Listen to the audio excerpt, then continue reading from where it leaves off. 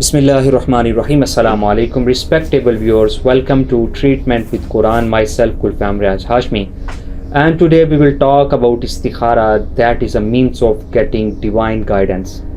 Sometimes we get confused in any of our important tasks, and that can be a crucial event of our life. That can be a marriage related problem for a suitable match, whether a specific person, a particular person is suitable match for someone or not. It can be about taking an initiative in business, whether a particular business is profitable for someone or not. Or it can be about having a partnership in business. It can be about setting on a journey. Or it can be about getting admission in a college, university, or in a specific program. It can be anything.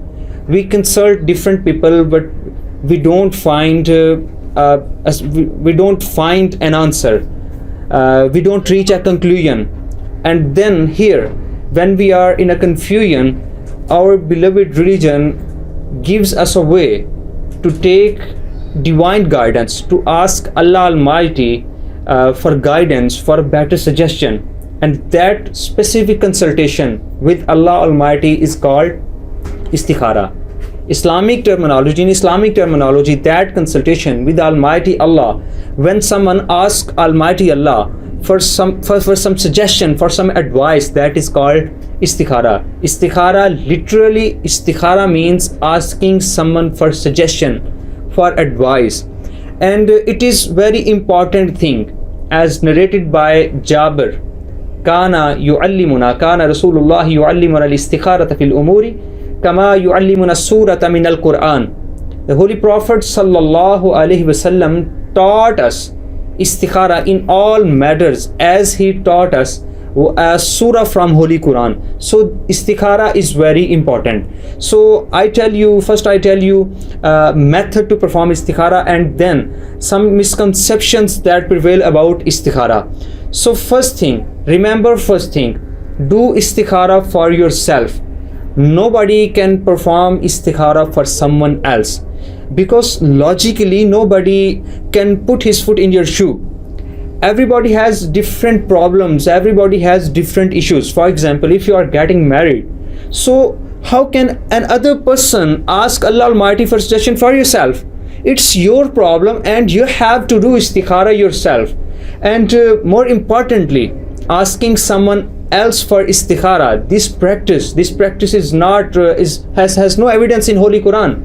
This practice has no evidence in Islam. So do Istikhara for yourself. It is the commandment of Holy Prophet sallallahu alaihi wasallam, and it is the practice of companions of Holy Prophet sallallahu alaihi wasallam. When they encounter an issue, when they have two options and they find it difficult to choose an option, then they perform Istikhara by themselves. They do Istikhara, they perform Istikhara, and they didn't ask Holy Prophet sallallahu alaihi wasallam to perform Istikhara.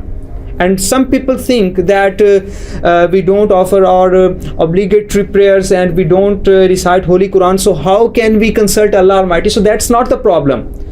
If we think that someone is more pious than us, so the Holy Prophet sallallahu alaihi wasallam was the most pious person in Medina, but none of the companions asked him to perform Istikhara for himself.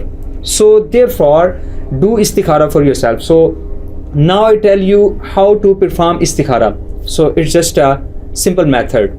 So to perform Istikhara, make ablution, then offer 2 rakah of nafil prayers.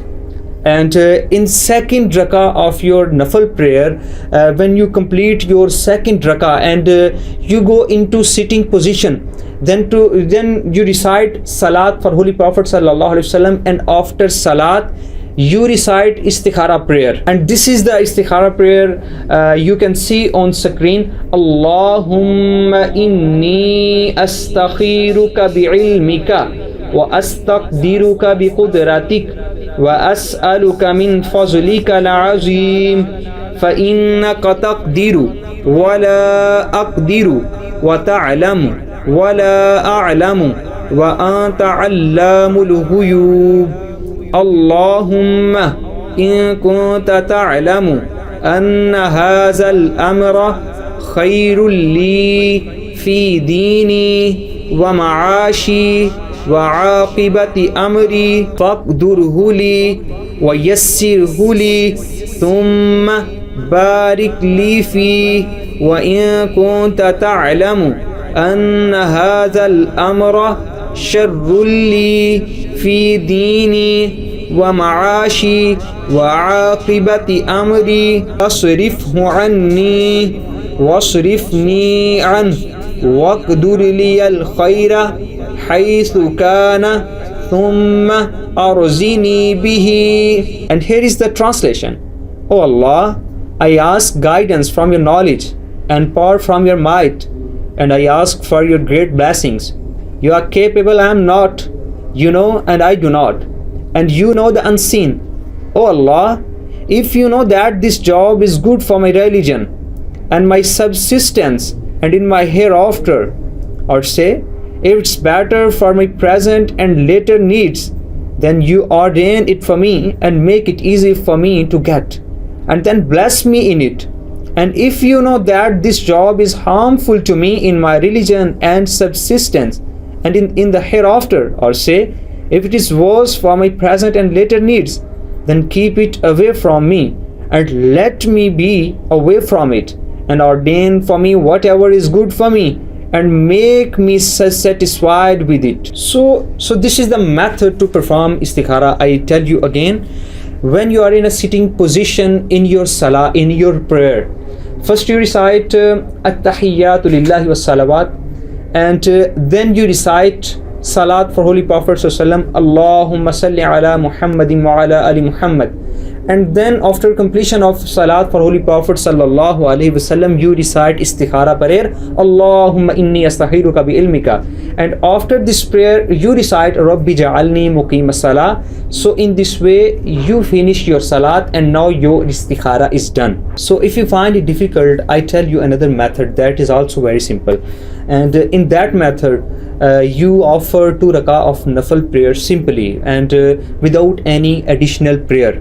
So after finishing your prayer, you raise your hands and you ask Allah Almighty, and here in this prayer you recite istikhara prayer. So that is also a very simple way, and you should remember, you should memorize istikhara prayer, and memorization is very good. So you should recite with your memorization. So if you cannot memorize it, you can recite istikhara prayer from a book, from a page, or even from your mobile. Okay, and you can perform istikhara anytime. Some people think that we should perform istikhara at night, and then we should go to sleep, so we may have a dream of divine suggestion. So that's not compulsory. You can perform istikhara anytime. There is a misconception that after istikhara you will dream, and in that dream you will have divine guidance, and in that dream you will find which of the suggestion, which of the way is better, which of the two things is better for you. But that is not necessary. Coming of dreaming after istikhara is not necessary. It may be case with someone, but that does not happen anytime. Okay, so then there is a question: how can we know that our istikhara is completed, and how can we know which suggestion is better for us, which of the thing is better for us? So the answer is that after performing istikhara you will feel an inclination for either of the things, and you will feel a natural propensity towards that thing which is better for you. So your heart will tells you that this thing is better for you, this option is better for you. And if you don't feel anything, and you are not getting any sign by Almighty Allah, then you can perform istikhara for more than once, because istikhara is a prayer. It is a dua. It is asking Allah Almighty for suggestion. It is a consultation of man with Almighty Allah, and there is no limitation to do that. You may perform it until you reach a conclusion, and as many times as you want. There is no limitation. So that's all about istikhara. If you have any query, feel free to contact us via WhatsApp, and if you have any other problem, you may let us know in comment section. Assalamu alaikum.